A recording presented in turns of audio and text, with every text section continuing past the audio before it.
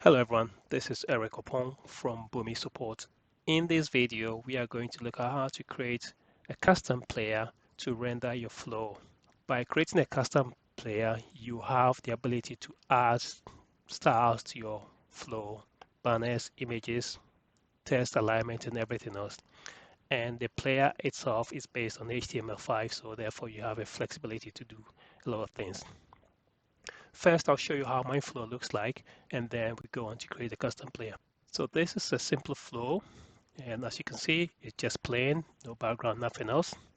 I'm going to create a custom player and then change the banner and the text and a few bits on the page.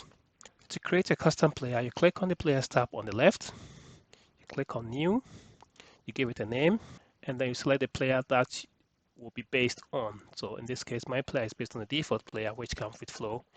And this has got nothing but just a plain, no text and just the basic things there.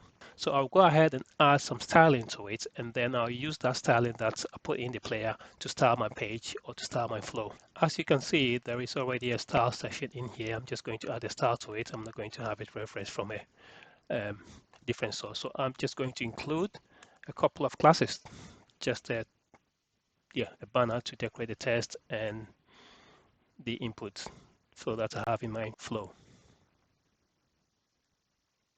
Okay, so I have a top banner and have an input echo, and I'll save this as part of my homepage player.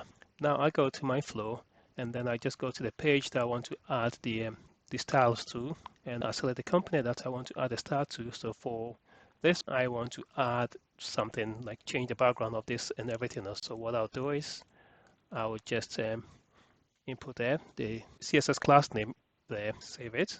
And then for the input box as well, I have a class for the CSS as well. So I'll put the CSS class name there as well. And I'll save that as well. And I'll go back to my flow, save the page here, and run the flow. And this time when I'm running the flow, I will use the player that I've created for it. So the player was called the home page, and I'll run it with this.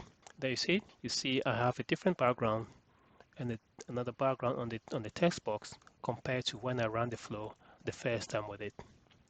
So here is the flow before customizing the player and flow after customizing the player. This is a very simple video to show you how to change the look and feel of your flow by creating a custom player. Thank you. Hope you enjoyed it. Bye for now.